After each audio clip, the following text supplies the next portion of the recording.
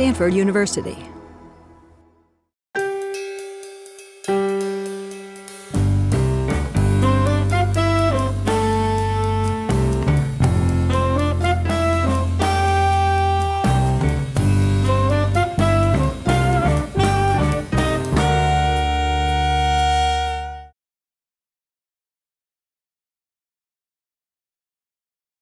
So in 1977, you became chair of the department and served for 5 years. That was an interesting time, and I know there were things that surfaced around the department's biochemical engineering research effort, and I think that's when elements of that started, and I had heard that from one of your colleagues. But can you reflect back a little bit of what was going on in that period when you were chair, and what were sort of the big challenges and issues that you had to face? So I recall that time Dave Mason had stepped down as chair, and I think Michelle and Andy had each taken a crack at it.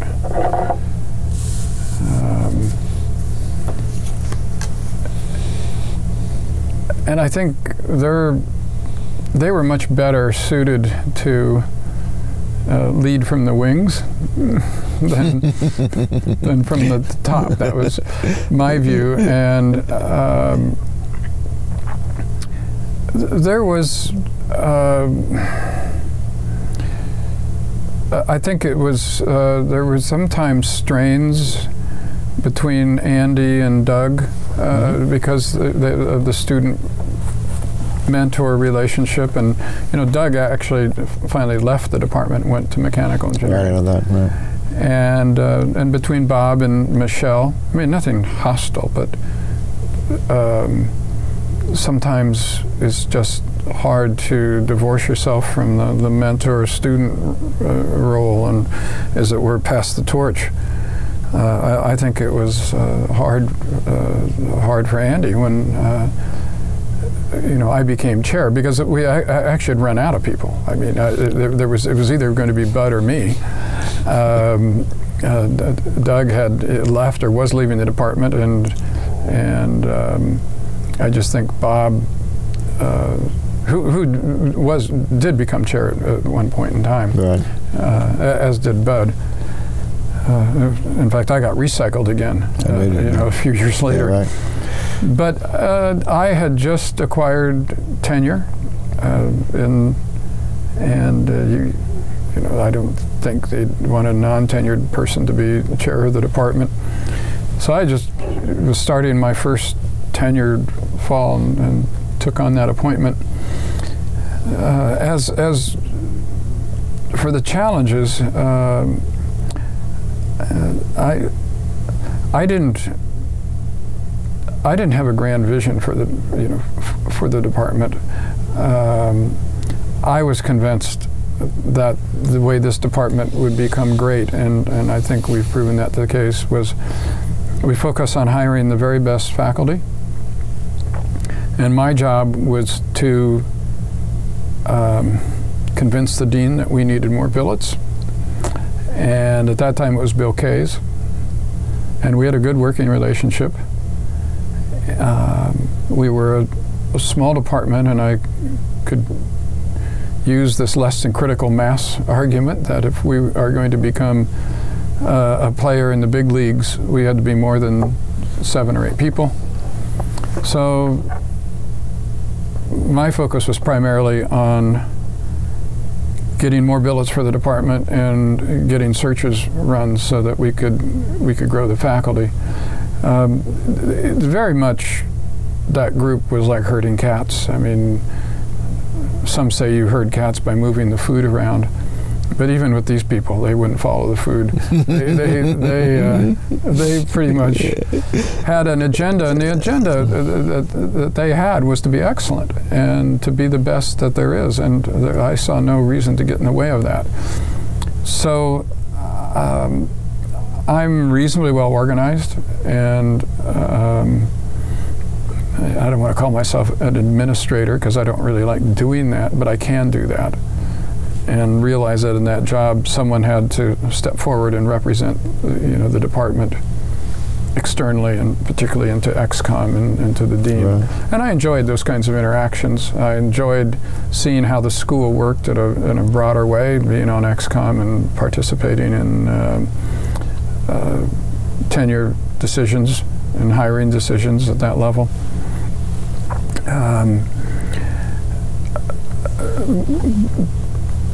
But it wasn't, I think, as it might have been when Dave was chair in the early days, where I could pick up the phone and say, do you want to work at Stanford? And you just get on the plane and show up. I mean, that era had ended. And I had to be careful that I didn't push the bio agenda too hard on the department, because we were trying to maintain balance. And we all agreed to it between sort of catalysis and surface chemistry, which we had a lot of strength in, and then fluid mechanics, which we had a lot of strength in, and the growing area of polymers that happened with Kurt Frank and Jerry Fuller, and to some extent with Eric Schachfey, and then the bio, and which happened with me and Chayton and two other young people, Cami Cow and Cliff Wong, both of whom unfortunately didn't acquire tenure. That's right. But Alex Dunn, who's in that, and Beth Satley, who's in that area now. So, but I didn't have to command balance. I mean, that happened essentially was self-evident to everybody that that's what we needed, and we didn't want to stretch ourselves too thinly. And the department was rising in the rankings. We went from essentially nothing to consistently in the top 5, if you actually believe these polls. But let's assume that they reflect some kind of characteristic that's reasonable. But we all, none of us really, you know, it's like if you're not number 1, you complain about the poll. If you are number 1, you remain silent, right? So it's no matter what the poll is. So it was basically just keeping the ship afloat. So let me push you a little bit on this, because you had, as a former chair, but also serving in the dean's office as senior associate dean of academic affairs, executive committee, you've had an opportunity to observe many chairs, good, not so good. So, in your mind, what would be the attributes of a successful chair at Stanford? What does he or she need to do to be successful? Well, you certainly have to have a good working relationship with the dean. That's key.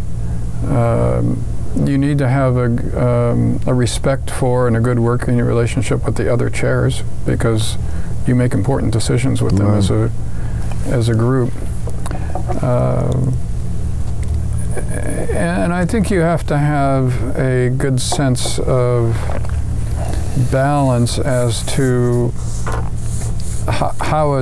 what a department's obligations are to the institution in terms of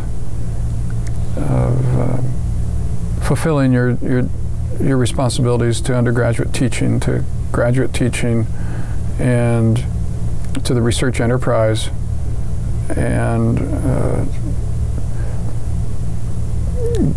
be sure that your department is in fact recruiting the very best graduate students and the very best faculty. I think it has to do more with a sense of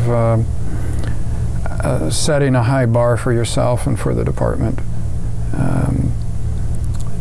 and doing it in a collegial way. I think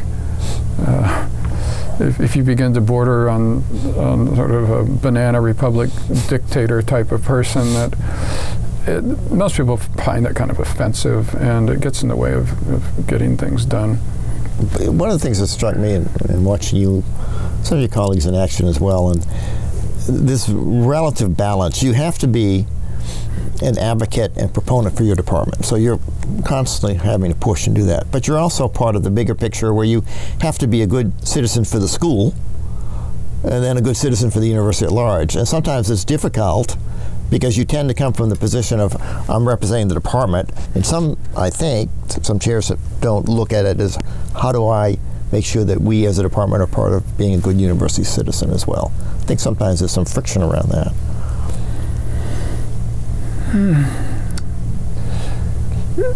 You know, when you're department chair, you worry about three things. You worry about space, money, and billets, and that's it. Right.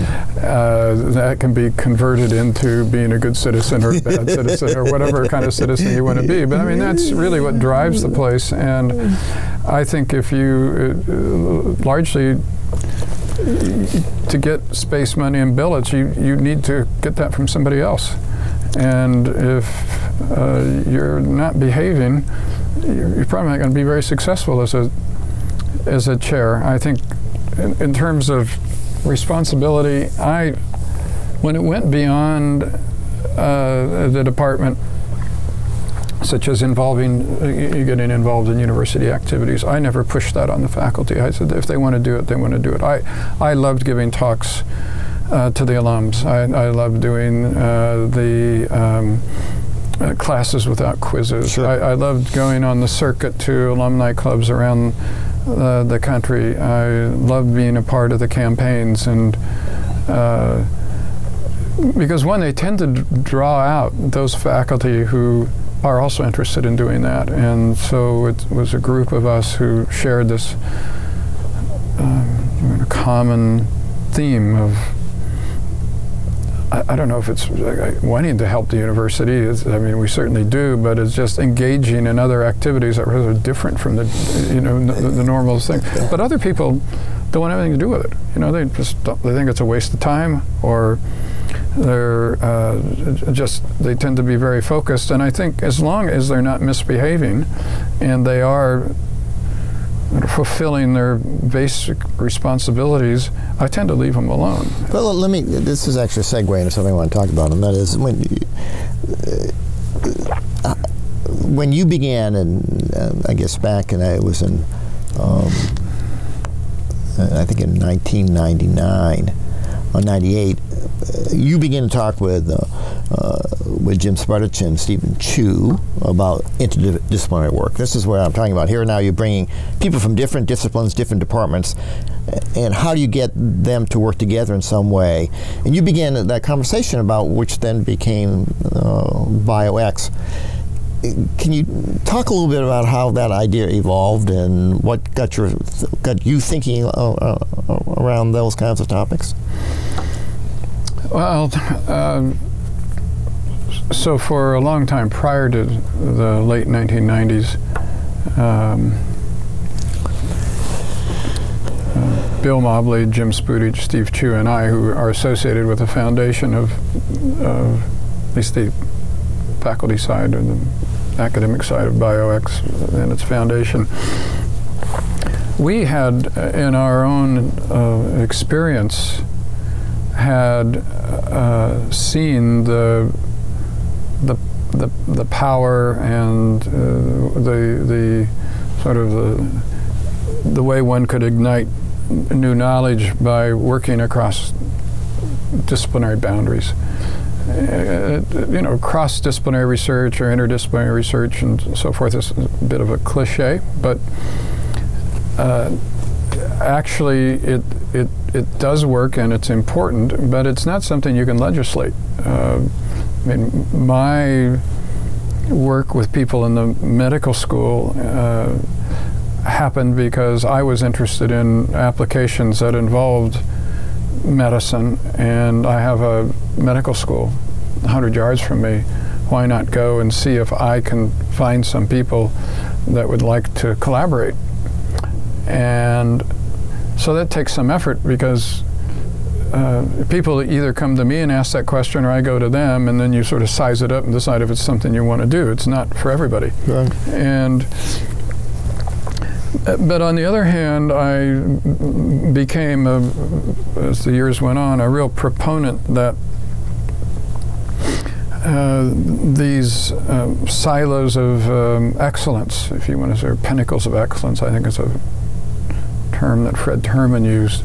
The steeples of excellence. Steeples of excellence, yeah. Was a good thing for those times, but maybe now not such a good thing any longer. Not that you should exclude it, but having these steeples and somehow rub against one another might offer the potential to do things that people stuck in those steeples wouldn't otherwise do. Right. And the question is, how do you do that when you're in a system which is based on departments and schools, which is not unlike the guilds of the Middle Ages. I mean, you say people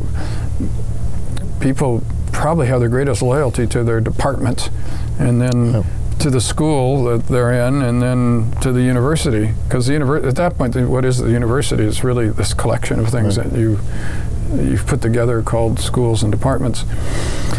And the other thing that was driving this was our tools that we use to inquire into the nature of the universe were becoming so highly resolved down to the molecular level that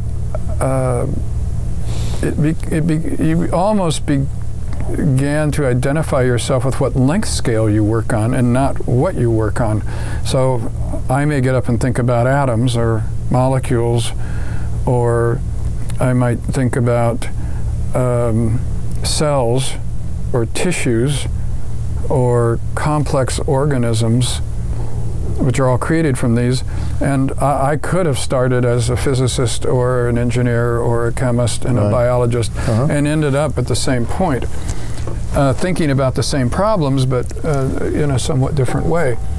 And I think Steve and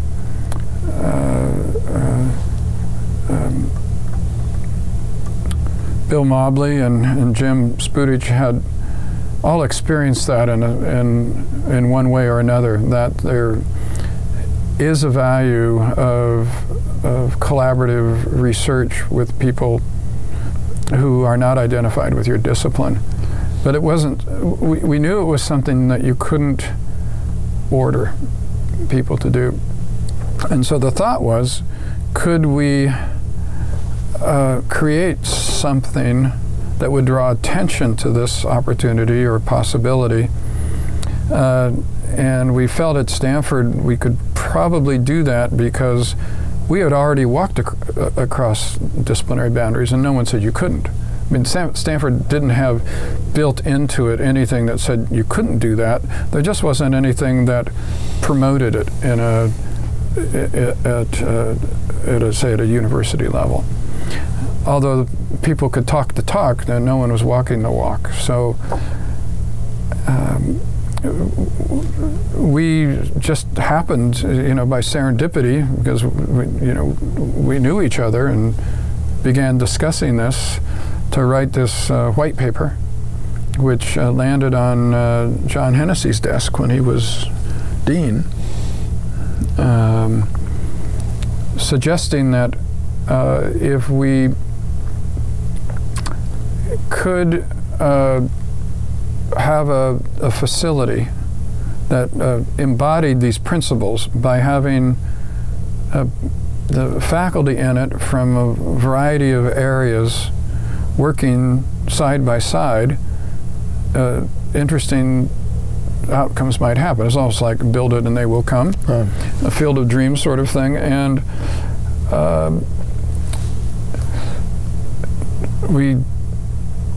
we formed a committee, and there were probably close to 20 people on this, and we would meet regularly and just talk about this, and how would you put something like this together, and how might it work, and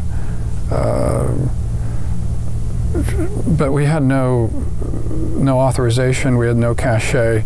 We were all coming from 3 different schools, And were the deans enthusiastic about your exploring Well, the this? deans didn't know too much about what we were up to. Hennessy did, because we got this to him. And whether or not, I think it was David Korn at the time. It was David Korn. Yeah, in the medical school. Yes.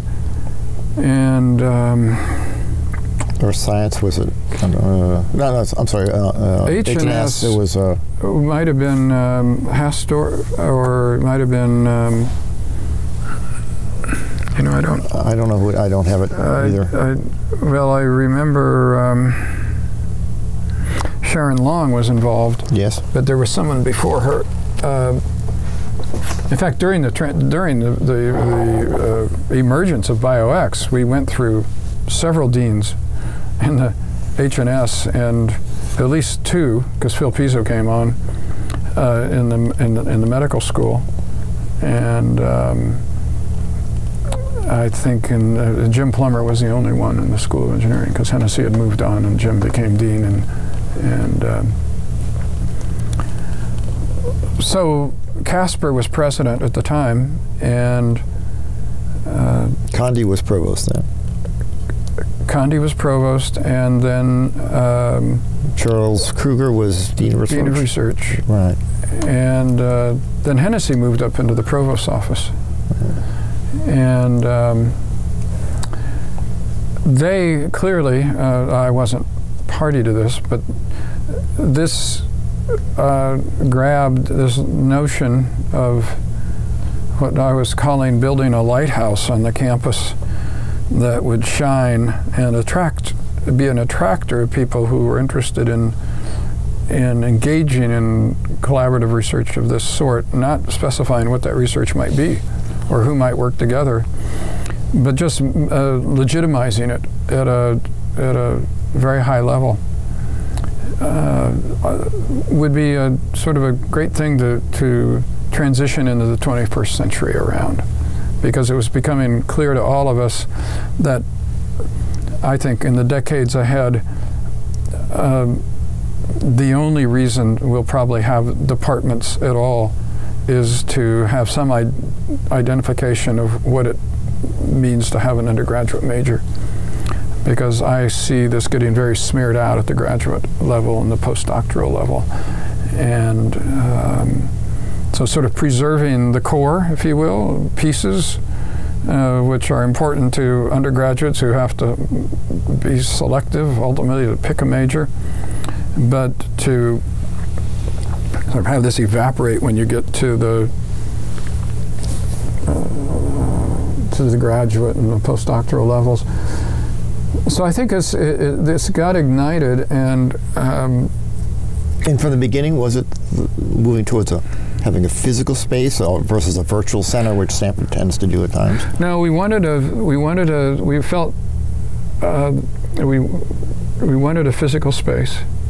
We wanted a space where this could actually happen and people could view it happening.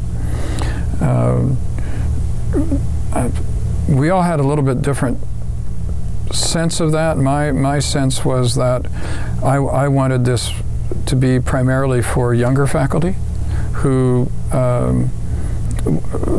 opinions hadn't been fully formed. A safe place for them to interact with one another, with maybe a few senior faculty sprinkled around to make sure they behave, almost like not exactly a daycare center, but like a high-tech company bringing in a senior level manager to bring some sanity into the group, at least structurally, perhaps. Well, you need some authority figures or some role models. Right. And but the other thing we knew is that we could never build a building big enough to house what we assumed would be hundreds and hundreds of faculty that would be interested in this. But this was very much a pipe dream. In fact, we started holding Saturday, what do we call them? Saturday seminars. We held them on Saturday morning because we figured that was the only time people would have open on their schedule. If they were really interested, they would come. Right. And we would have people from all around the university talk about their research and what they do and how they could see it becoming better if they had an opportunity to interact with somebody else in this field or that field. Or we had people who were collaborating, talk about their collaboration. And so it was a way of just engaging people to sort of test the water to see what the level of interest was. Well, then all of a sudden, out of nowhere, we get this notice that Jim Clark has committed $150 million to this. But how did that? There was a proposal written to Jim, or something. Or was it just a conversation? I was not involved in that. All I know is we had this white paper which had gone to Hennessy, and Clark was a very good friend of Hennessy. Sure. And Clark had just written this book, The New Thing, saying he was only interested in things that were really novel and new. I have a feeling that was all done at that level.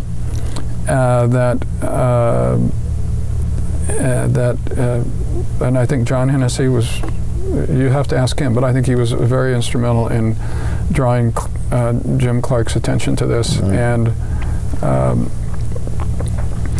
I remember, shortly after it happened, what are we going to, what are we going to do? And I remember going into Casper's.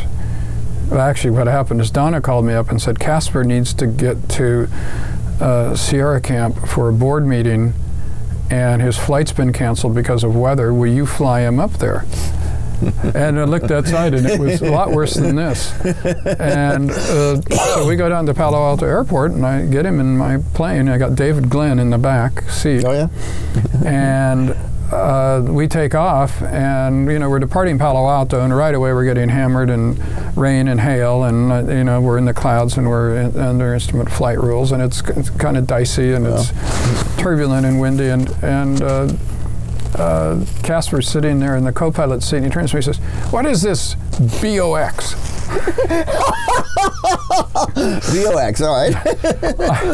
And I said, Gerhard, number one, you got to learn how to pronounce it, and number two, leave me alone so I can get you there alive. And so, he understood something was cooking. Then we got a call and said, he said, okay, you have the money for this facility. And two things had happened. One was, he said, who's going to build it? And I said, what do you mean? I said, it was the architect. Who's that going to be? And I hadn't even thought about that. And he said, well, who do you suggest? And I said, I said, how about, Legaretto? I said, well, he did the Schwab Center. He's already been here. And how about IMP? Well, he did the Hewlett. That's right. I said, well, okay, so he's been here. How about Richard Meyer? He did the Getty. Don't like Meyer, too square. Okay. All right. Well, we'll just move along. I said, Frank Lloyd Wright. I mean, it's just, and then it just occurred to me, because I had read this article about the Pritzker Prize that had just been awarded, and so I said, what about Norman Foster? Yeah. He just received the Pritzker Award for his rebuilding of the Reichstag. That's right. And Gerhard is a solid German like that. He says, of course. And I said, how do you get someone like Sir Norman Foster? Right. He says, you go to the airport, and you get on a plane, and you fly to London, and you ask him. So Charles Kruger and Alice Gass and I flew to London. And we knocked on his door, and we said, are you interested in a commission? And he said, what are the parameters? And we had been thinking about this, and I said, well, it's going to be a different kind of building. I said, we didn't list any of the architects that are known to have designed science buildings, because they have this view of scientists that we're somehow antisocial and we should be kept from the public and put into little beehives and contained. I said, we're looking for something that's more like an inverted building, a building that looks out, so that people can look in, much like a shopping mall, where you have storefronts. And people who engage the building can actually engage the content and see what's happening. And so we're talking about I called it an inside-out building. Most of these buildings are built to look at the foothills or the campus views. I said, this is a building that would look inward on itself. And there's been nothing like that. And by the way, the classrooms should all be on the top floor rather than on the bottom as they are in the quad and everywhere else, because the students never know what's going on upstairs. Right. And so they have to work. And by the way, we don't need any hallways in this building, because we can put balconies, and we can have everybody move through the building on balconies.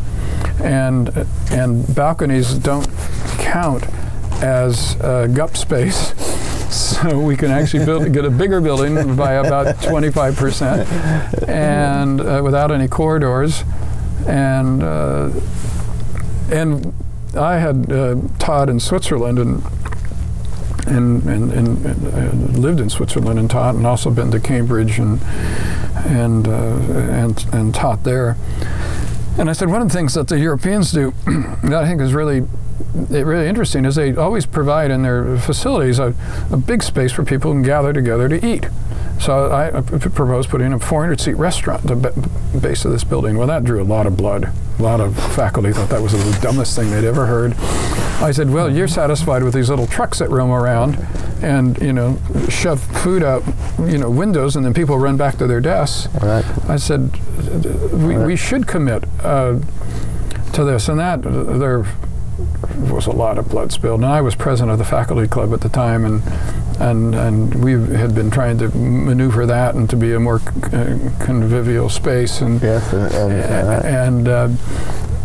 so that actually lasted. And not only that, put a Pete's.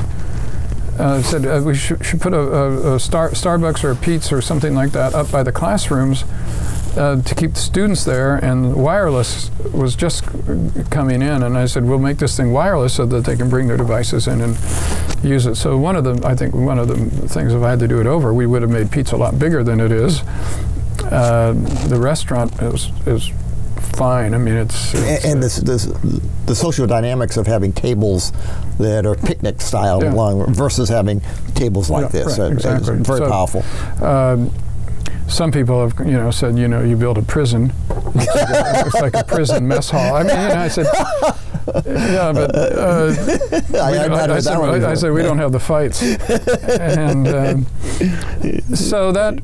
And we put the auditorium underground. I said, why put the auditorium at street level when all you do is put shades down? You might as well put it down where it's going to be dark, but we'll make this oculus that allows natural light to come in, so that we can have natural light in there, but run it like a camera lens, which we do. And by the way, let's put all the furniture and all the lab benches and everything on wheels. And what, an earthquake territory? Like I said, so you mean I can't lock something down if it's on wheels? And no one's ever done that before. And so I actually we found a European company that would make this, and we got authorization from the county that if the lockdowns were a certain way, we could do that. And the whole idea that I was objecting to is I said, if you go home to your house, do you find everything welded and bolted to the floor? All your furniture and your beds and everything? No, I mean, you have an opportunity to move it around. So why can't we, in the laboratory environment, have the same opportunity? Because every time I was in my third lab by this time, every time I design a lab, I get in there and 6 months later we're doing something different and it doesn't work as well. And the cost of rearranging all that is phenomenal. So why not let the students do that? And by the way, we don't know where they're going to need gas or water or information or power. Let's just supply all that overhead, stub it off, let them use quick connect fittings, bring it in where they want, and let them drape the wires on J-bars from the ceiling. Yeah. It's not going to be pretty, but it's very utilitarian, and it will work. And that has worked fantastically. And so this thing is kind of alive. It kind of does, they don't go and move everything around every day, but if you go over there, you'll see it's quite organic, the way people have managed, they place things and they get their wire and they get their, and then there was this thing, it's going to be too loud because there's no walls, you can't have this, no one's going to be able to hear. And I took them down to an old Intel fab facility in Mountain View on Ellis Street, which had been converted by a biotech company, and it was a huge open space. And I said, let's go in and look. And they walked in there, and you could hear a pin drop. And I said, see, I don't know where you get these ideas. These are the architects you're talking to, or the faculty? No, I'm talking to the faculty on the committee, and we're talking to MBA. We had to have a California architect of record, and the idea was that company would do the inside, but I was not happy with them in terms of their idea of what the inside would look like.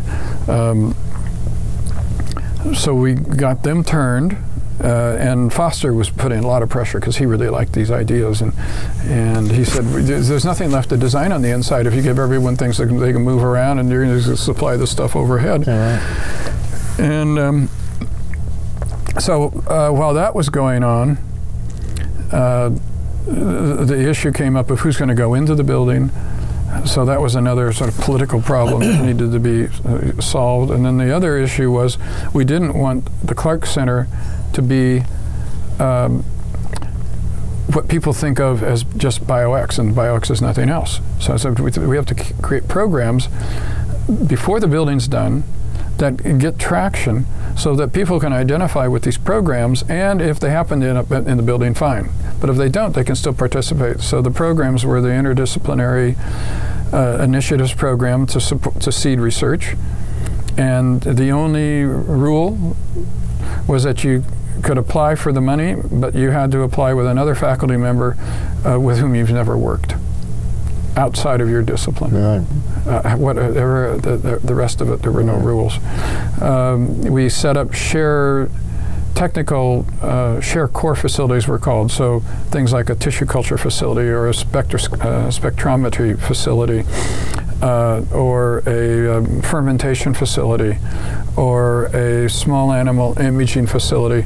And we set those up in fallow territory that we found around campus, and we essentially rented it from the departments, and we said, you know, we'll rent this from you, we'll pay for it, we'll install the equipment, we'll run the equipment, and you know, you people can use it as well. Great. So those started appearing around. And didn't you put by its nature, bioengineering is a cross-discipline new department? Was that the same? No, that came later. We'll come back to that. That came later. So my plate at that time was really full, having jumped on this train, and I had just come off my second term as chair in the early 90s, and you just get caught up in this. You know, you become, you know, identified with it, and then the senior people, president and on down, kind of look to you or this group of people to make this thing somehow work.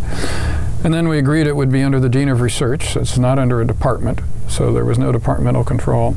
And then the other thing we started was this interdisciplinary seminar series, and it's unique in that it has a pre-seminar on a Tuesday where the person who is nominated the speaker gives a tutorial, and then you have the main seminar 2 days later, and students can register for this and get credit. And all the speakers are nominated by the faculty and then selected by a committee and not by a department. Wow. So that still goes on. Wow. So then, of course, in 2001, Bush gives a speech and says that he's not going to allow federal funding for stem cell research. Right. Clark withdraws $60 million. We're now seeing steel coming out of the ground, and basically a $150 million bill. And so the fellow who started Chuck Feeney, the duty-free stores, he put in that shortfall of $60 million. So with Atlantic Ventures or something? I can't remember. Something Ventures, yeah. Right. And he backstopped that. He backstopped that, and then we needed program money to run these programs we had started, and so Hennessy used presidential funds for that. So he was a big supporter of it. And so we were able to get this thing off the ground and running. And then when you wind the clock forward 10 years to our 10th year anniversary, which was a year and a half ago, of the completion of the building and so forth, we invited Jim Clark. I don't know if you know this story. We invited Jim Clark to come to the all-day event. And we hadn't seen hide nor hair of him pretty much since this went down in 2001.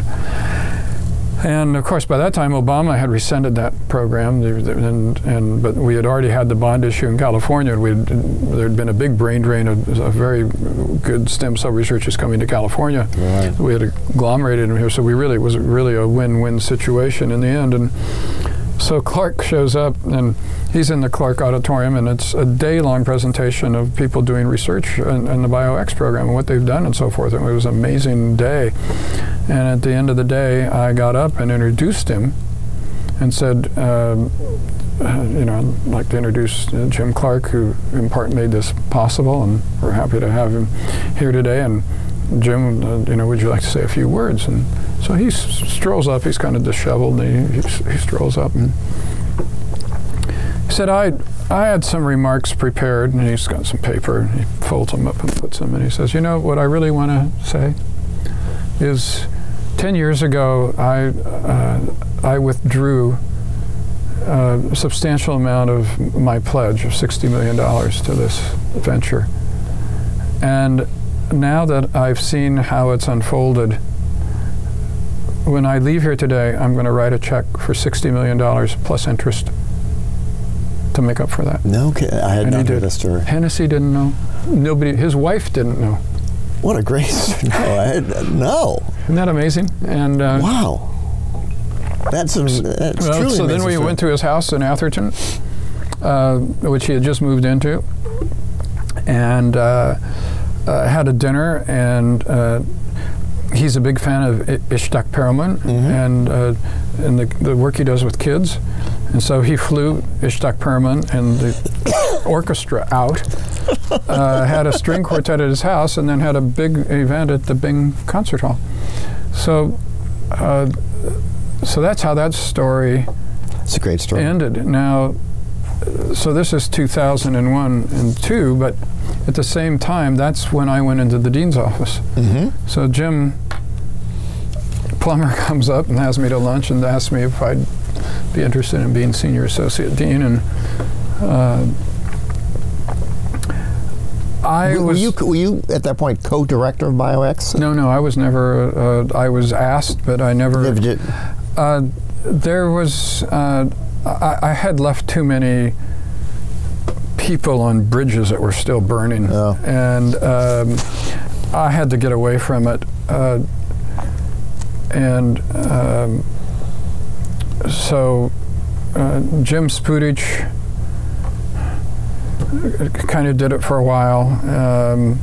Matt Scott ultimately came in.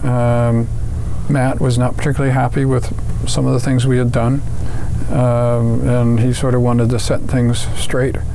And my view at that point was, you know, we built it, you can come, let's see what happens. But I really had to distance myself from that. Before you start talking about your work with Jim and him, if in reflection now, and you were asked to do the same thing, but with the lessons you've learned, would you have done something different in the way this evolved as BioX? No. I think if I had to go back and retweak anything, I'd make Pete's bigger.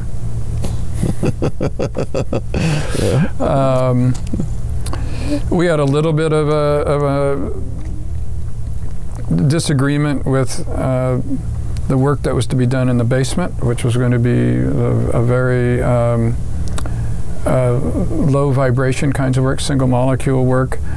That, without naming names, there were certain people that thought this movable furniture thing was, you know, entirely bogus, and they sort of did an end run and got sort of standard laboratory furniture down in there, and then never moved into it, and then we're stuck with that. I think, but that was a small, you know, there were only, my fire hose was only so big, and you know, you're trying to do these things on all these fronts, and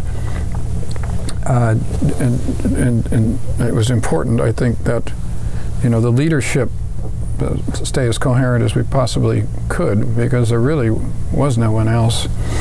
Have you been satisfied with the results of this mixing people from different disciplines and having to work together to get grant money and so forth? Yeah. Has that been?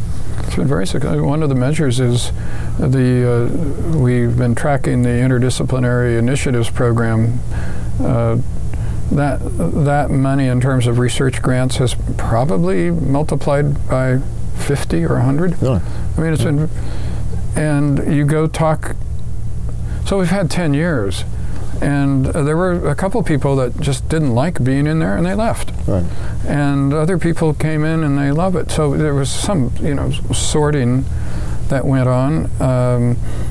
One of the constraints that was a problem is that we only allowed 2,500 square feet of space for someone who did wet work and 1,500 square feet for people who did dry work, like computers, scientists. And that generally was a level of square footage that was below what many people had that wanted to come in, but they were senior people, and we didn't really build a place for senior people. And when people saw the building come up and saw it, they all wanted in, even though they had been ones that were naysayers. And we had some certain principles of balance between the three schools. Among the three schools, H&S would have so many in engineering, and we had very few rules, but we felt that we had to have some principles to stand on. And to enforce those principles, the deans had to be behind this, and Ann Arvin. But in the end, I mean, given all the things that could have gone wrong and didn't, and I say by any measure, this has been extraordinarily successful. I'm quite happy with it. I'm still involved and engaged with it. And, people have written histories about it, and some of it's what I call Reconstructionist history. It's kind of in the eyes of the beholder to sort of maybe enumerate the beholder's role in ways that one can't imagine. I mean, but I have stayed away from that because that's not what drives me. Legacy stuff is totally unimportant to me.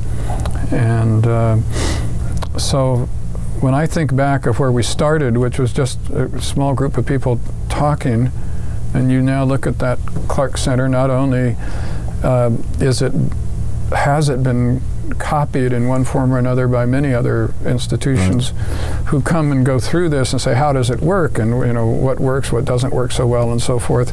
And we've been very open with that. It's won major architectural awards. I think it will clearly stand the test of time. But when that was over, I think that's when Jim Plummer I think Jeff Kosef was stepping down, and that came totally out of the blue to me. I didn't expect it, but I didn't have to think long about it because I was looking for a way to begin winding down my research group. And that's a 5 or 6 year proposition. Because when you stop taking graduate students, you still have 6 years worth in the pipeline. And so winding down a lab isn't just shutting them or walking away, because there's people in there and people who depend on you. And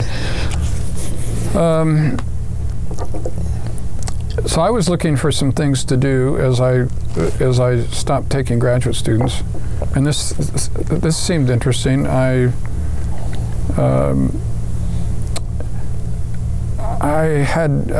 can't say I knew Jim real well at the time. I knew of him and I had some interactions with him, but I talked to Jeff, and Jeff was encouraging, and I knew senior associate deans, like Bob Eustace and Charles Kruger, and then Jeff. I'd known the litany of them. I had worked with them in various capacities, and I had seen from a chair's point of view the important role they fill. It's sort of, if Jim is sort of like Hennessy, I was sort of like Etchemendy. I mean, it's sort of like the academic focus, and I thought that would be an interesting thing to try. So I said yes, and did it. And then shortly thereafter, Etch called me in and said, would I be interested in being on the the budget group, and I said, "What's that?" And I didn't even know what it was. And he says, "Well, go talk to Bob Simone," because Bob Simone and I have had a great relationship over the years. He's a biologist, and he's been on the committee. And he said, "Oh yeah, you'd be." And Tim Warner, I knew because Tim was on the board of the faculty club, and they were all encouraging me, and I was telling Donna, I said, the only thing you really need to learn around this place is to say no, because if you don't, you'll be sucked into so many things. And I thought, well, this is another way to, I had no idea the time commitment. Well, I remember you'd come to the dean's meeting, and the stories you would tell, they were about exactly that. How much time you had to put into this was numbing. It was, but for the most part, it was exciting and challenging, and you felt you were engaged at the highest levels of the university in some of the most important decisions being made, and without being a provost, and without being a president, which I never aspired to be, or a dean for that matter. So that was a very useful experience, also to be senior associate dean at the time and wear those two hats, because you could see both sides. I had to walk carefully, in terms of not misusing that. But you had an insider's perspective. I had an insider's perspective. I could advise Jim of what not to do.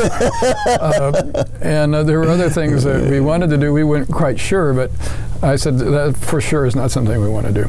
I think when you were on the budget committee, the School of Engineering benefited in many ways as a result of your counsel coming back saying, think about this and not about this. I think that's, I don't think of myself as a mole, but it's hard to dissociate that. And I was very open with, Ed. She knew what was going on, and we had other people from other schools that were in similar positions. So, if you went to the budget committee and started pitching your agenda for your school, everyone saw that. But in terms of helping your dean formulate his or her arguments to the budget committee, I think that probably saved a lot of time. I mean, we didn't go and waste time doing things. How many years did you do that? I think 7. Ooh, that's a load. And so I was able to use my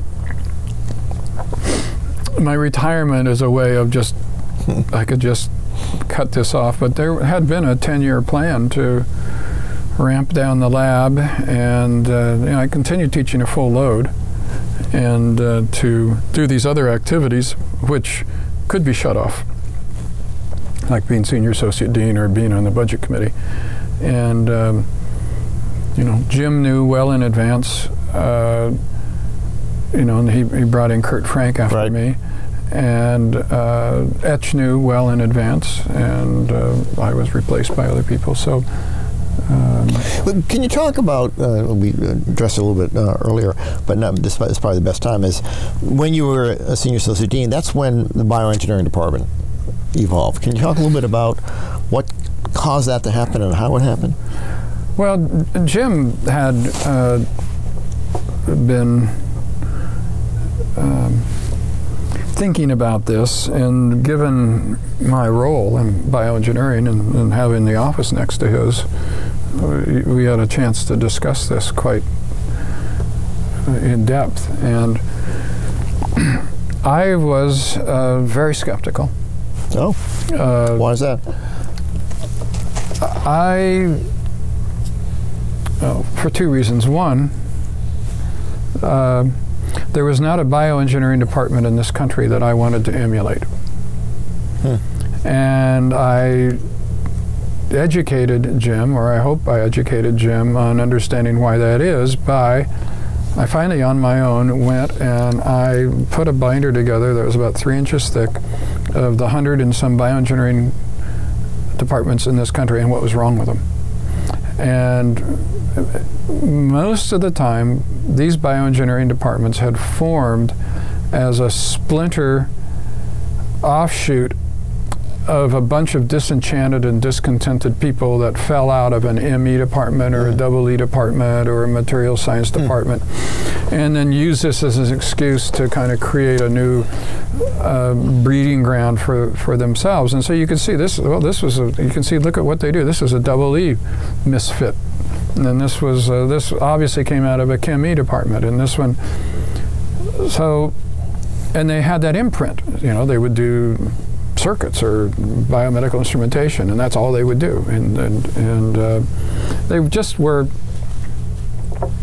ho-hum. I thought that the national societies that had emerged, a couple of them were not, didn't have very high esteem in my mind. I know I'm treading on ice here because there are a lot of people I'm taking down right now, but that's the way I felt. I still feel that way, and then the other thing is I questioned whether bioengineering was a discipline, and I said, you know, departments typically have formed around disciplines. Now there are some exceptions. You have management science and engineering, which is a marriage made in hell. And, you know, from a bunch of dysfunctional departments that still are somewhat dysfunctional, in my view. And you have Aero and Astro. I said, Aero and Astro is built around a system, around things that fly. And they're inhabited by people who come from disciplines. Double E's and mechanical engineers, material scientists. So I said, we have an example of a department that's built around a system. I would view, if we were to consider bioengineering, not asking the question whether it's ever going to be a discipline, because I don't think it is. I think what it is it is built around a system, living systems. And it's people from various disciplines coming together to work on that aspect. I said, I can live with that. But I don't want to get in the argument that it's somehow a new discipline, because fundamentally I think the disciplines are chemistry, math, physics, and chemistry, math, physics, maybe biology. Was the push coming from Jim Plummer and Phil Piso to do this? No. I don't know. No, I didn't feel that. I didn't have any discussions with Piso about it at that time when we were talking at this level. But when we started, so the point I was trying to make was that if we do start a bioengineering department, we have to understand it's built around a system. Number two, if we really want to have a coalescence in biology and medicine, we should consider having a department that sits in the two schools. And we talked that through, what the ramifications were, because we got a formula school and a non-formula school, different procurement, different research, Office of Research, you know, operating, you know, in a very different way. I said, I think that's administrative. We can probably work our way, you know, around that. And so that's where we created this sort of sub-executive committee of chairs in engineering and chairs in the School of Medicine who come together to form the tenure, the A&P committee, the Appointments and Promotions Committee. And that has worked well. And I developed a 10-year rotation for, you know, chairs would serve for 3 years and they'd go off, and then somebody else would come in, and I did that for the School of Engineering, and medicine could do whatever they wanted. And then we worked out the financial, you know, it was going to have to be done in one school or the other, because we didn't want to create a new financial system. And there were issues around HR. I remember all of job descriptions. And all that was all craziness. We said, you know, one of the schools or others will take that over. We didn't have a home for them, so that's when the idea was to carve out a piece of the restaurant. Oh, that's right. It's on the back side of the restaurant at Clark. So that was actually, I didn't know that. That was to be rooms where you could reserve and have lunch meetings and so forth. Oh, really? Oh. And that became the bioengineering department. And then the other was, it wasn't to look like any of these out here. And we just have to start with an absolutely clean slate. And we were going to have co-chairs. So we needed to find someone from medicine and someone from engineering that bought into this. And that wasn't hard to do, because it turns out no one was coveting any of the bioengineering departments that are out there. What we wanted to do was build a capability, basically a place where people who wanted to work in biology and engineering could go, and because of who they were or what they were thinking or what they wanted to do, they didn't see themselves fitting in a classical department. I mean, they could come to our department and do bioengineering. They could go to material science and do bioengineering. You know, they could go to EE and do bioengineering. But the notion that you'd bring a sort of what I call a very eclectic group of people who, at first blush, seem to have nothing in common. In fact, find that common ground, and they're eager, and they like this proposition of being thrown in a kind of onto this blank slate and to make something of it. And as a result, we have attracted into that department 17 or 18 people who are absolutely phenomenal, who are phenomenal because they're exactly where they are and not in a classical department. But it took an effort to search for people who wanted to be in that environment, and to bring in some senior people like Steve Quake, who could begin providing leadership for that, and then populate it with young people, which we have done, because everybody agrees that our best, at the end of the day, our best foot forward is one where we've grown people from grassroots and within the university and let them blossom up and flower and become who they will become, rather than building it from the top down. And that department's had quite a meteoric rise in its stature over the. Well, it's now ranked. Some say the #1 bioengineering department in the country. And you have to ask yourself, why is that? And I think it's because of the way that we built it.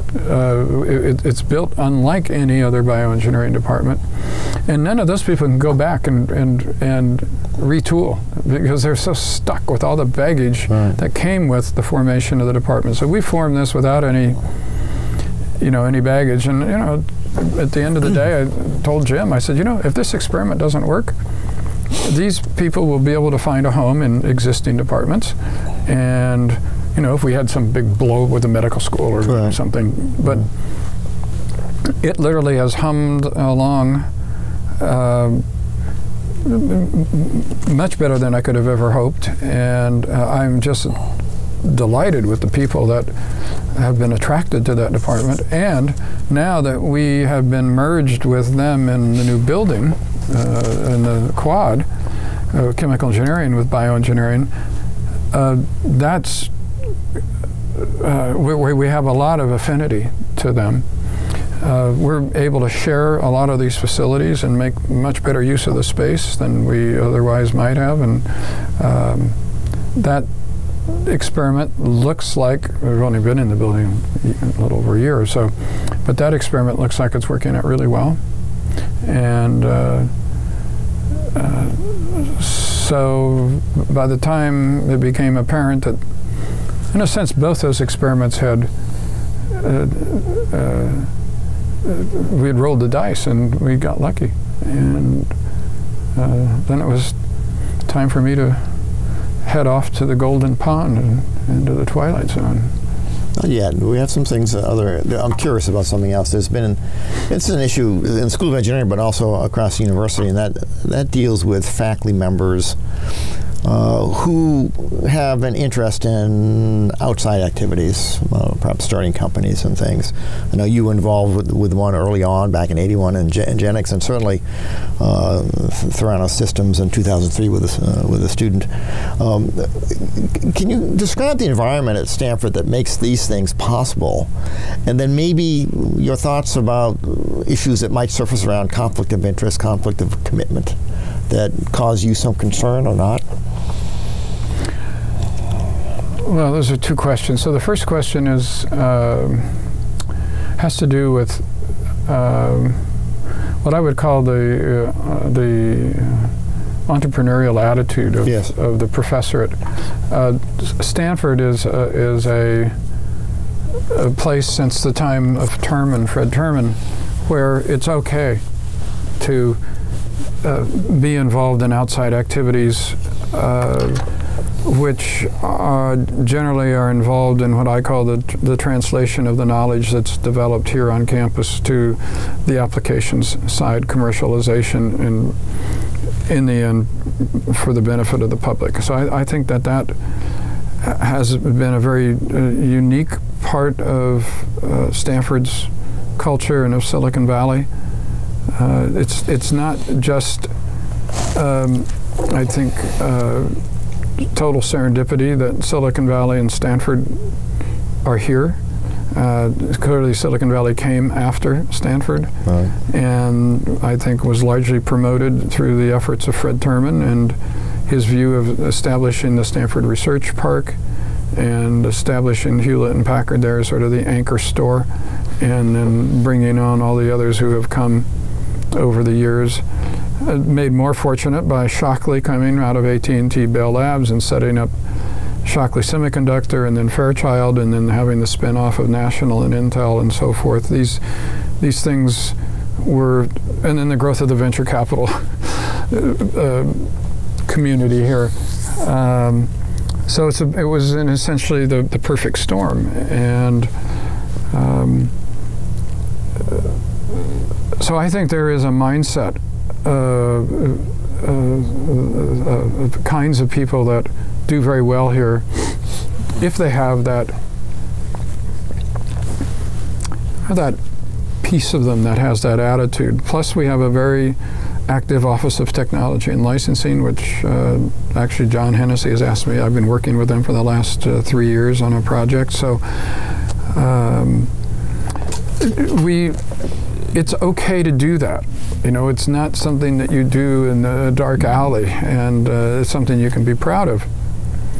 So having said that, then what you've done, though, is sort of given birth to a creature that needs behavioral management and control, which can either, you can call it, you know, conflict of interest or conflict of commitment. So our principle here at Stanford is, as I've always viewed it, is commitment. That is, you can pay attention to your outside activities on basically a day a week. Right. And the rest of the time you are focused on the work being done here at Stanford, your undergraduate teaching, your graduate teaching, and your research, and participating as a good citizen in other activities that help glue this place together. But not at the exclusion of being able to have access to and be involved with, and yes, get wealthy if you're lucky. So we don't manage how much money a person makes. It's not a financial management, it's a commitment management. And then the conflict of interest is just my experience, which, so I handled conflict of interest for the school for 7 or 8 years. Mm-hmm. And generally, it was not bad people doing bad things. It was good people tripping into the cesspool when they probably shouldn't have. And I viewed my job as to put on the dive mask and go pull them out and help them unravel whatever they've got raveled up in, because I never once ran into anybody who just went in trying to beat the system, if you will, you know, just being a bad actor. Right. They did some stupid things, and they needed to be taken behind, as Jim Plummer used to call my office, the woodshed. And I'd have to just say, what is it you don't get? about what you've done. I mean, you know, when I would point this out to them, just help me understand why you shouldn't be in here talking to me about this. And I think once they realize that, you can get it unraveled pretty quickly. Part of it's education by getting in front of the problem and making it okay for people who are thinking about a startup or starting a company to come in and talk to me about it before we get ourselves into these problems. And word spreads. I mean, word spreads. I could do it through XCOM by saying, you know, look, I've had a couple instances, and be sure that if you know people that are thinking of this, have them come talk to me and see me. And so it's a little bit of a matter of education. But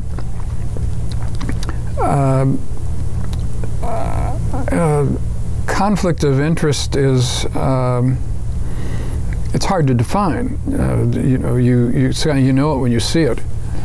It's like pornography, right? So you can write rules about you shouldn't do this and you shouldn't do that. You shouldn't be a line officer, you know, and hold an academic appointment. If you're going to take leave, you have to follow the 2 and 7 rule. Right. You know, I mean, there are some controls that guide people to keep them on the straight and narrow, but you know, complications arise. Complications arise with students, with intellectual property, with students being engaged in faculty members' companies before the student's done with their PhD. You know, things that actually are pretty apparent in my mind, but to the faculty member it seemed pretty, well, but the student wants to do this. You know, I said, then hire the student as employee. And the student come back and finish the degree some other time. But, you know, we can't be burning the candle at both ends. Right. And that's what you generally saw, was sort of them kind of convincing themselves that it was an okay thing to do, and all you had to do was point out what is the obvious, you know, to them. And I said, you know, look, I've been through this. I've started several companies. I said, I've been involved in probably 40 others with my students. And I said, you know, don't come and try to play new tricks with me. I've been around the bush. I know all the tricks. I've tried them out on all the previous administrations. Right. So, I mean, you're basically dealing with Yoda at this point, and so may the force be with you. But your point's well taken, though, in the sense that there's great value of when a faculty member gets engaged in starting something, because that then informs not only his thinking about what's going to happen with that company, but then gets factored back into the classroom and for examples and things that can be used. I remember George Springer would always, from the Astor would always say that he liked the fact that he was interacting with industry, not starting a company with an industry, because practical and real problems were being filtered back into work with his students as well, and he found great value in that. That's absolutely right. I mean, I do that all the time. And thinking about, as we conclude the part about your time in the dean's office, were there any other issues or challenges that surfaced in your mind when you were there for the 5 years working with Jim Plummer? Or maybe you can comment on Jim's leadership style. I mean, as the dean, and you probably worked with him as closely as anybody in the school during that time. Well, I didn't know Joe Pettit all that well. He wasn't here. Well, I knew Bill Case very well. I knew Jim Gibbons very well. I didn't know Hennessy as well, but he wasn't in the office for very long. And I came to know Jim quite well. We've become quite good friends, and I have a tremendous amount of respect for him and his way of thinking about difficult problems. But I would say his greatest strength is his integrity and his fairness. He never played games. He's almost approaches. He's not politically naive. He just doesn't play the games. Right. And so, I think the only time I've ever seen him be upset is where he felt he was dealt a set of cards that were really unfair, and really it was inappropriate, and that would really rub him the wrong way. But if you played fair with him, and you never tried to pull the wool over his eyes. He was always very transparent, very forthcoming, a good listener.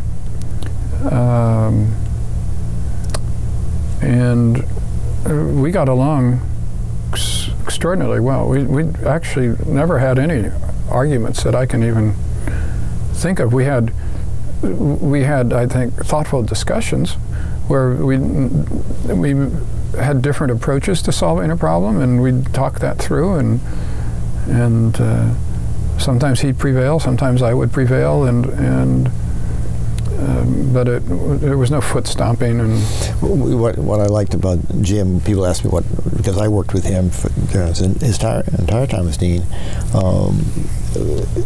What was it like to work with Jim? And I said there's one thing that struck me, and that is his fundamental respect for everybody at all levels. There's just a core there that showed, whether he was dealing with somebody as a student or as an administrator or head of state, whatever that was, he had respect for everybody at all levels, and I appreciated that. I think many people did as well. Let's move on. We have about 45 minutes left, and I think we'll continue through this. I think we'll finish. I wanted to talk to you for a moment about your work as an expert witness, because you've been involved with two major class action lawsuits, one around with the manufacturers of the Dalton Shield contraceptive device, and then the Minnesota Big Tobacco trial. Not going into detail about those things, but maybe you could talk more about overall what those experiences have taught you, and how has that informed your thinking around working with students at Stanford and the research that you did here?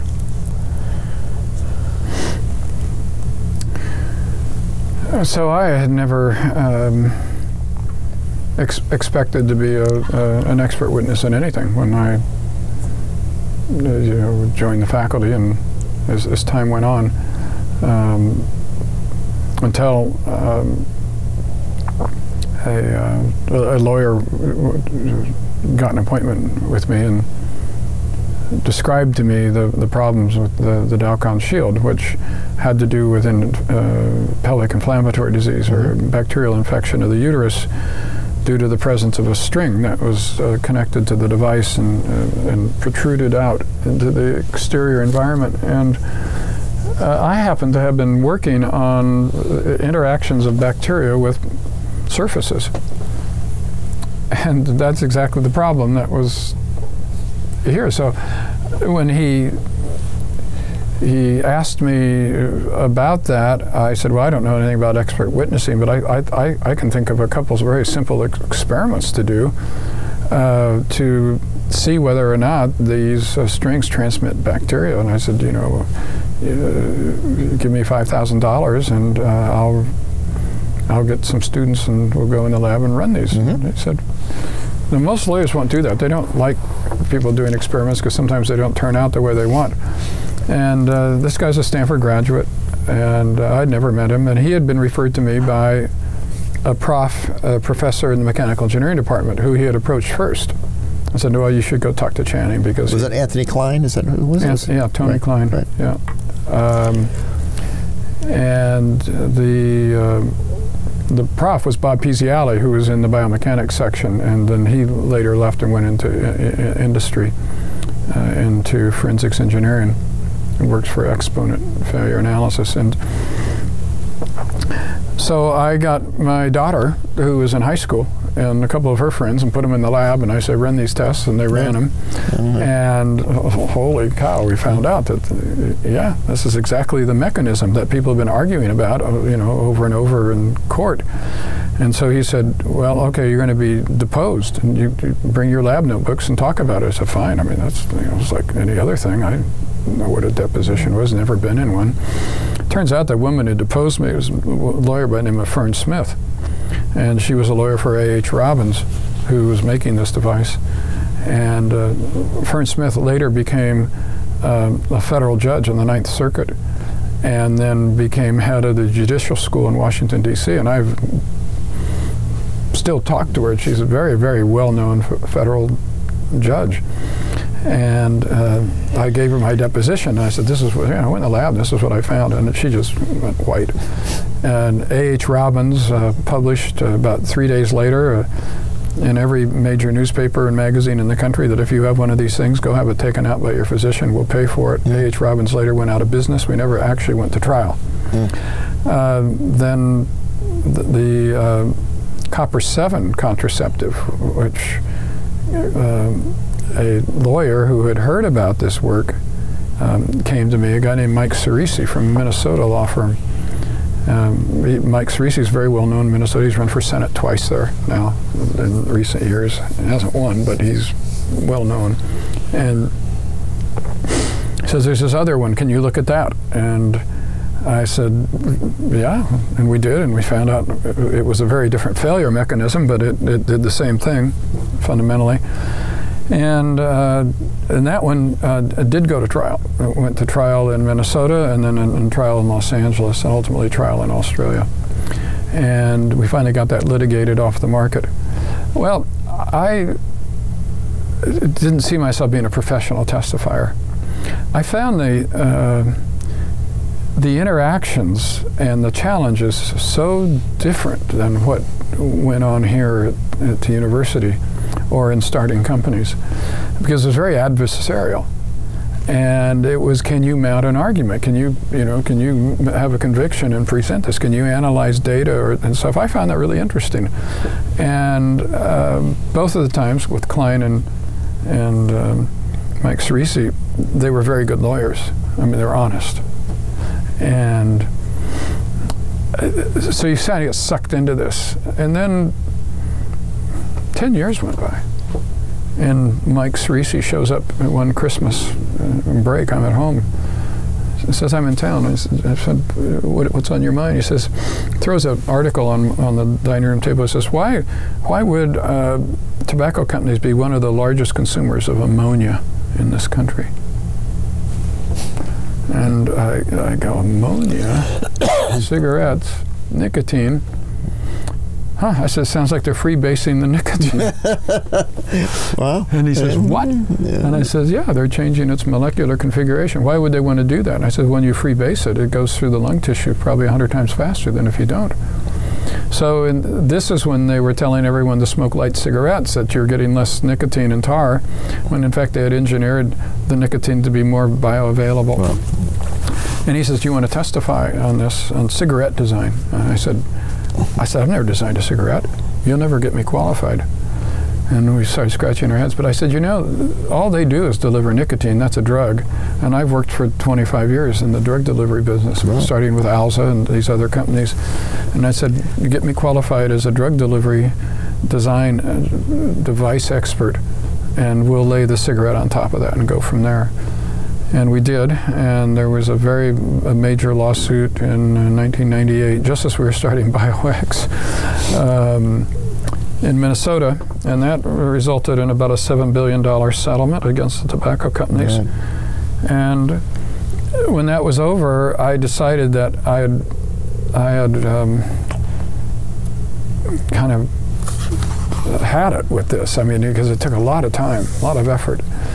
And that's when Donna came into the garage and she says, there's a woman on the phone with a foreign accent who wants to talk to you. So I said, hello, and she says, this is Gro Brutanon. And I said, okay. And she says, well, I'm the Prime Minister of Norway, and I've just been appointed Secretary General of the World Health Organization, and I would like you to come to Geneva and help write a treaty for international tobacco product regulation. Wow. So that was another segment that not too many people know about, but for 10 years I worked writing a treaty, which is now, I think it is the most highly signed treaty of all treaties in the history of man since Magna Carta. And so I met another group of really fascinating people who were, on sort of the health sciences side of trying to figure out how to stop this scourge that kills so many millions and millions of people a year. And so, I worked on that, and as a result, I got sort of known at governmental levels, and then that's when Don Kennedy started this committee with the National Academy of Sciences on essentially law and politics and science and the intersection of those. And So I worked on that with that group for about 10 years, and you were the only engineer in that group? I was the only engineer. Right. And probably the most important thing we did was write the study and do the study in 2009 on forensic science, to simply say that forensic science, as we now know it, is a complete sham and is unreliable and has no scientific basis. Well, that was that. Still today has caused ripples. It has caused case law. Scalia was one of the first ones who actually wrote on that. So it's had, I think, a substantial societal impact, and I consider that one of my more important contributions, because it was we really went out on the limb on that. We had a lot of people who didn't like that report and what it said, because people just couldn't believe it. And it's still controversial today? Oh, no, people are really starting to buy into it. In fact, the whole forensic science community is now, turning itself to trying to verify and certify the science behind such things as best they can, such things as image analysis, fingerprints, pry marks, tool marks, document handwriting, MRIs, eyewitness, imprint, tire marks, footprint, everything that gets used in a court, bite marks, all of which we said the only thing that actually works is DNA. And that can be corrupted, such as in the OJ trial, where people are misled to think that the testing was done incorrectly. It's not that you can't get the information. It's not that you can't define, individualize people with DNA. You can, but people can make mistakes in the lab. So none of these other things actually involve individualization, and there's lots of studies now that show that it's not that fingerprints don't, it's not the argument that we all have different fingerprints. You could get into that argument, but it's not worth anyone's time. Let's say we all do. But the problem is, a crime scene, what's left is generally an incomplete fingerprint or a smeared fingerprint. And then trying to take that and compare it to a 10 blot that a person did, at a police station, is subject to interpretation. There's no scientific methodology that can be used other than someone looking at it and saying, I think it's a match. And none of those people ever had to go into the courtroom and be cross-examined, so we changed that law. And that put a real kink in and then we asked the question, why are all the forensic labs in police departments? I mean, they're the prosecutorial side. What about the defense? Who generally are indigent or can't get fair representation. And so you start wondering, and then we start working with the Innocence Project and start finding all these guys, people in jail who shouldn't be in jail or incarcerated falsely because now we have some biological material remaining from the crime, might be 20 or 30 years old. But that doesn't matter. We can take DNA out of woolly mammoths, and you find out they had nothing to do with it. So now you've got two things that are bad. You put someone in jail who's innocent, and the person who committed the crime's free. And so we had a very good committee, about 13 of us, and we worked very hard for 5 years. And then I was asked to write the engineering section of the Manual for Scientific Evidence, which is used by all federal judges in this country. Yeah. And that was a lot of fun, to write a chapter to lawyers and judges about how engineers think and how, so this was relying on my experience in the courtroom, about the fact that when someone comes and says, well, doctor, that's impossible or that's not possible, because we don't see the world as black and white. There's always room for statistical error and so forth, so you can't go in and say, I know for sure. And so you usually assign a probability to it. And so this was an attempt to get federal judges to understand that engineers and scientists aren't dodging the question. You're just not going to get them to say 100%, they're 100% sure that X.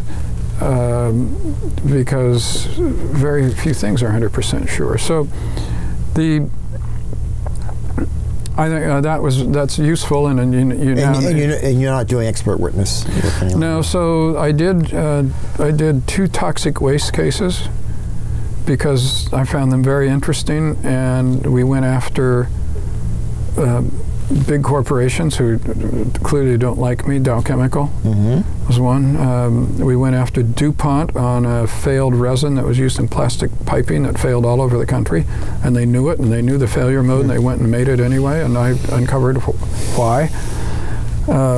Turns out chlorine attacks this polymer and breaks it down, and I said, what do you expect to find in domestic water systems other than chlorine? I mean, it's like, what?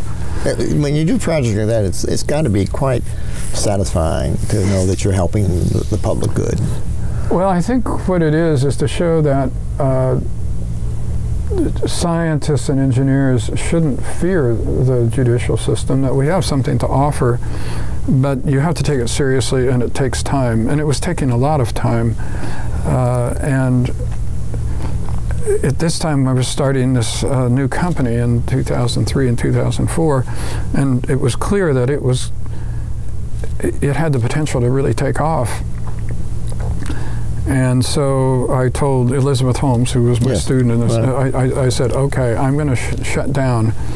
I'm going to say no to anybody who asks me to, testify or consult, and I will turn my attention, which was still 1 day a week, to the company. And then when I retire, then of course I can spend as much time there as I want and be helpful in whatever way. And this company, I think, has a very good chance to revolutionize a large segment of healthcare in this country as we know it. And we've gone through some trying periods in the last few months because we've had a real bad spell of adverse press, which we can expect to have had, given the disruptive technology that we're bringing forward, and we're not so naive as to know where this is all coming from, and we will weather it and get through it, because actually none of the criticism has been about the technology. It's been about ancillary things that it can be dealt with. Let's move to the final part, and I want to talk about your role as a university citizen, the kinds of things that you've been engaged in. I know for a long time you served as the president of the board of directors for the faculty club. And the faculty club over the years has changed. Can you talk a little bit about your time at the faculty club, the issues you faced, and the leadership you brought to addressing those issues? Well, that was a big accident. Buzz Thompson in the law school, and John Razian, who was head of Hoover, yes, and I were having a drink in the patio at the faculty club, and there was this big brouhaha going on in the gold room, or red room, whichever it is, the one that's right next to it. And then all of a sudden the doors open, and a bunch of people run out, and they're yelling and screaming. And I said, what's going on in there? And they said, that we were having a members meeting of the faculty club. And I said, well, who was running out? He said, well, that was the board. We had a vote for a new board, and we voted them out, and we don't have a new board, and the faculty club's going to implode. And that was going through some tough times. And so this is when Mario was the host, and so we walked in and we said, "What's going on?" And I said, "Well, we're not kind of a faculty club. It's over." And John and Buzz and I looked at each other and said, "Well, geez, we can't let that happen." And we just looked at each other and says, "Why don't you elect us?" Really? And they did. They didn't know who we were, but they were so fearful it was going to go out, and so Buzz became the president. And I became the vice president. Really? And what year was this? This was probably. I should know this because we just had a big party for all the presidents. 20 years ago? Well, late 90s, probably. Yep. And so the three of us got together and said, what have you gotten ourselves into? And so the first thing we did was we had to be sure the club would keep running, you know, and perform. Well, what had also happened is Mario, the way he ran the club, is at the end of the year he'd run up a $600,000 or $700,000 deficit. He'd go to the provost's office and say, here, and the provost would write a check and say, there. Okay. Wow. Well, so this will place it in date. This was the year he walked in and Condi was the provost, or had been appointed provost. And she says, what's that? And he says, well, I'm Mario from the faculty club. She never went to the faculty club. And she says, a $600,000 what? Oh, yeah, all the provosts do this. And she says, come talk to me tomorrow. Let me think about this. So he goes back the next day and she says, I think the faculty club is worth something to the community. I think it may be worth $200,000. Well, what about this other $500,000? She says, if you can't figure it out, I'm going to close it down and turn it into the political science department. That sounds like Condi. Yes, good. So Mario packed up his stuff and left. And then we get this call and said, well, you guys are the co-presidents or whatever of the faculty club. You've now lost the manager. And you have just inherited a $400,000 or $500,000 debt. Wow. So we started having meetings over at the Hoover, and we got a temporary manager in out of food service, and then we started looking at it and realized what a horrible mess it was. The food costs were, instead of being, a large part of it, and then the staff another part, there was an inverted, it was all out of kilter. The people were being paid in the kitchen and on the staff way too much, and we were paying Stanford students to come in and wait tables, and they were very unreliable, and the service was horrible, the food was bad. It was a complete mess, and the bookstore board, had just been run out of town because they had taken and skimmed off from the bookstore stuff and had a vacation home in Twain Hart. Oh, yeah, and they were driving Lincoln Continental. Oh, that's right. So they were like the burgers of Calais. They were off in chains, and we said, "Oh my God, what have we gotten ourselves into?"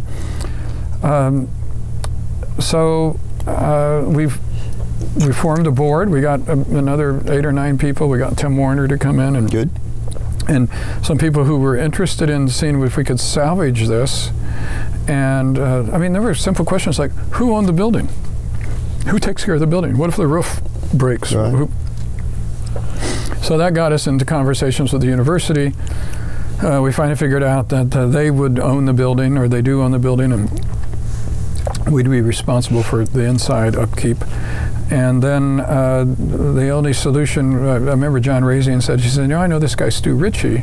He runs Guggenheimer, which is a very high-end provider of food service to people like Apple and Intel and Wells Fargo Bank and Bank of America. It runs their cafeterias, if you want to call it, or their eateries.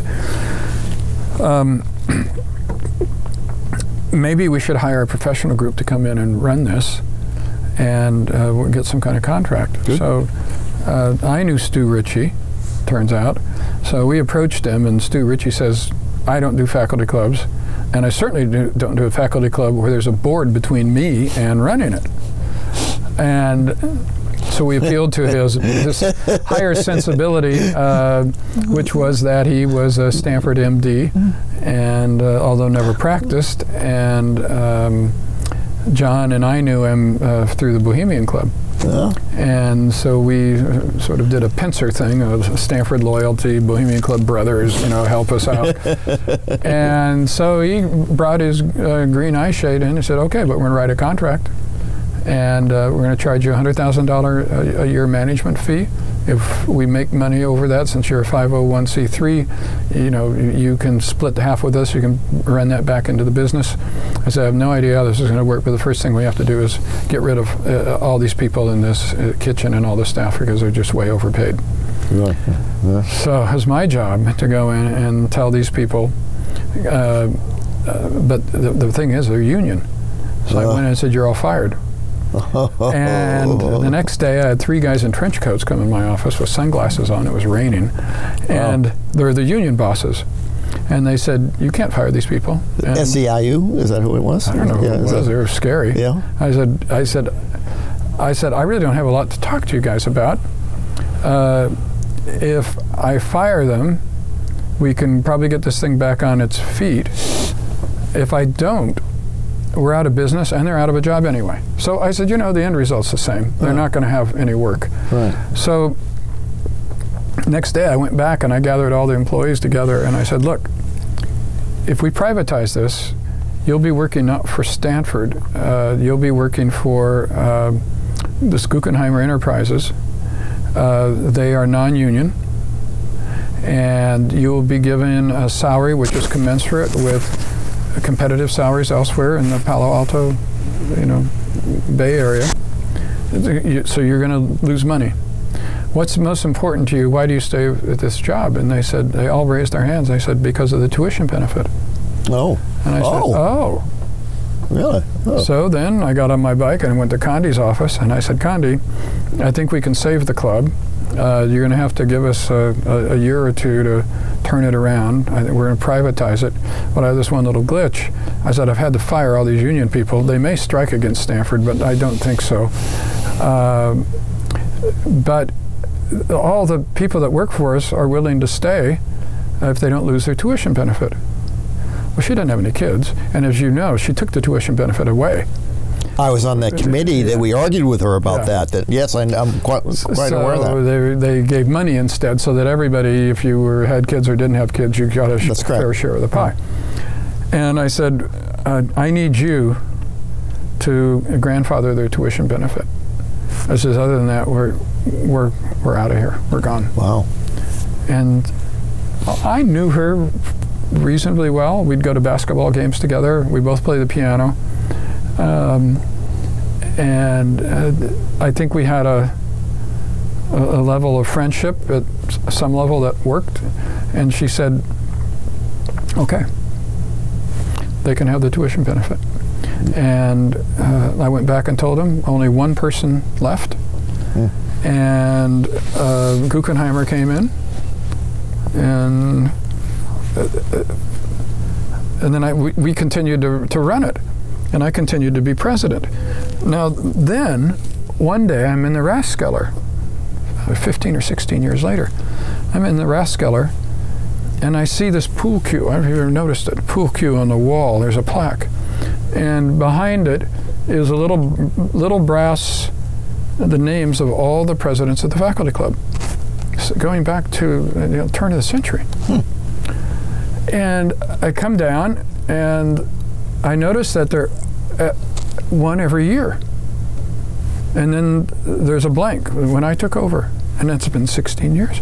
And I said, the president only serves 1 year. Why didn't someone tell me? I've served for 16 years. I said, no wonder. No one's rushing to be president of the faculty club. So I learned there I should be more observant of the stuff we hang on walls in the faculty club. And that's a great story. And so I finally got to the point where I was retiring, and I told the board, I said, okay, I've used this to get out from under my research group. I've used this to, I'm not going to get paid anymore. I said, I'm jumping the budget group. I'm retiring as senior associate dean, and I'm retiring as president of the faculty club, and we need to find somebody. And we had brought Ray Perper onto the board. And he stepped up, and he was, I think he was vice president at the time. And I called him up and I said, Ray, I really need you to step up to the plate here. And I said, I'll tell you, my only problem is I had always thought it'd be good to have a faculty member as president of the faculty club, but when I went back and looked at this pool cue and all this stuff, I realized, like Marian Adams, many people, very, very few faculty had been president. Some had, but very few. Bob Simone had, at one time. Ann Hannigan president one time or not? No. But you're right. Ann Hannigan was on the board for a long time, and so Ray took over, and I stepped down. I hold what do you call an ex officio position, so I go to maybe. If there's something stewing, I go to the board meetings to kind of, get in there. But Tim Warner's still on the board. Ray's in there. Larry from Environmental Gibbs is on there. Some really, well, you're going to hold the record in perpetuity as the longest-serving president of faculty. No one will ever beat that. Well, but but not for the reason of stupidity, which was mine.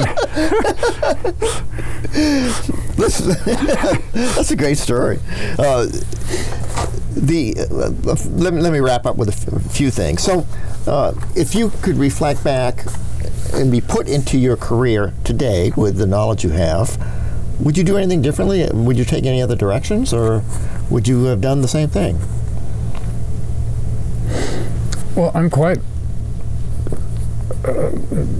happy with the way things have turned out, and you can't do that experiment over again. I mean, had I accepted an offer, I had offers to go to UCLA, to MIT, University of Washington, be dean at Montana State of all places. That's because one of my students was pushing for me because he's a prof there, to Princeton. And I, you could wind the clock back, and what if I had said yes? I mean, life would have unfolded very differently. I don't know how it would have been, and if it would have been worse or better. I'd have to say, though, I consider myself extraordinarily fortunate to have been here. I mean, how can you beat being in the, what is ostensibly the top engineering school in the world, ostensibly one of the top universities in the world, to have a half acre on campus, 5-minute bike ride from where you work. I've never commuted in my life. To have raise your kids on the campus, have a wife who's been engaged with Stanford for all those years in the development office. And, I think if you had to write a fairy tale, this would be it. I just wish I wasn't 70, whatever I am. I don't even know, 72 or 73 years old, because I know my time's coming one of these days, and I can look back 20 or 30 years as if it was yesterday. If I look 20 or 30 years ahead, I'm almost 100, and that's probably not going to be pretty. And so when you confront your mortality, you do look back and say, had I done things differently? And I don't know, because I can't do that over again. I don't know how it would have turned out. And I use that too, I think, when I advise my students who come in with these lifelong plans about what they're going to do. And I said, I think it's responsible to consider what you want to do and to look at choices. But I think it's borders on irresponsible to be so focused that you discard unusual opportunities that come your way and you don't seize them, because those unexpected paths may in fact be far more interesting and challenging and rewarding than what you were thinking about. Yeah. And so just keep an open mind, and so that's the way I was. When you graduated, I didn't know I would be a prof. Even when I had my PhD, I didn't know I was going to be a prof until I got a phone call, and I didn't think it would last. I didn't think I could come to Stanford and compete with all these people on the faculty. I mean, I was 26 years old. I revered these people. I mean, I looked up to them. I didn't see myself as being in that that category, and it's hard to size yourself up. And then suddenly, when you get the letter from the provost that says you've been given a job for life, you just wonder, what are they thinking? I mean,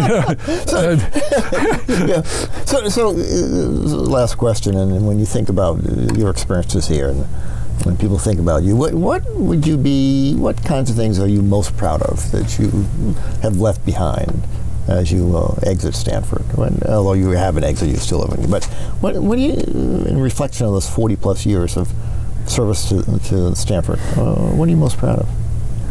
It's probably a lot of intangibles. I think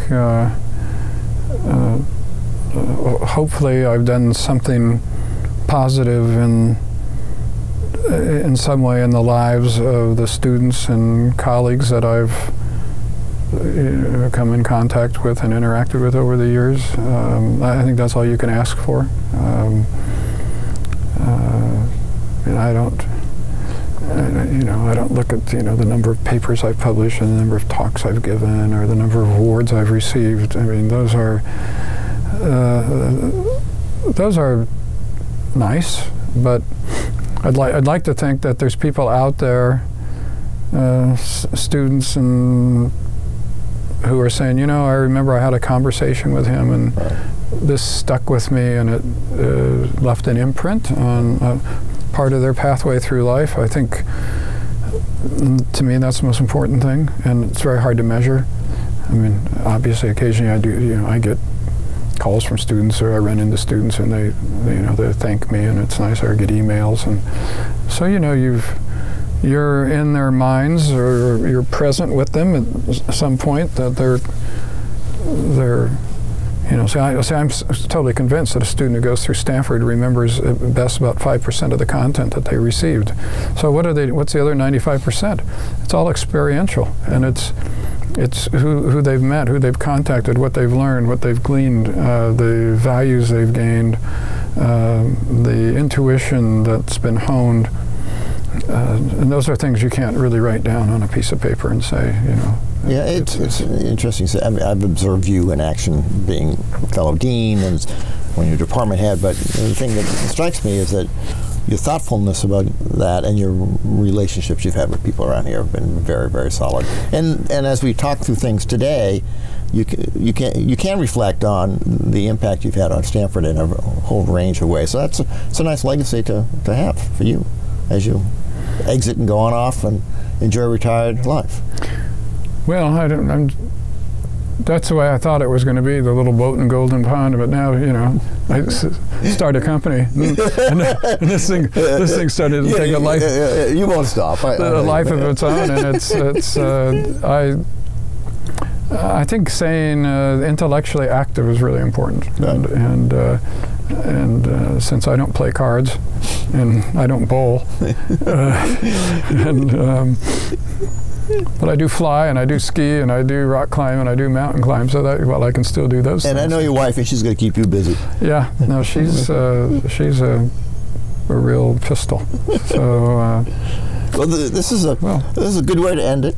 And thank you for your time today. I've enjoyed our conversation, and I think the results of this, in the future, people have a good chance to come back and say, "What was this guy about?" And maybe I'll get a little insight for those 4 hours we had a chance to talk and read some of the things he's written. So thanks for spending time today. Appreciate it. Welcome.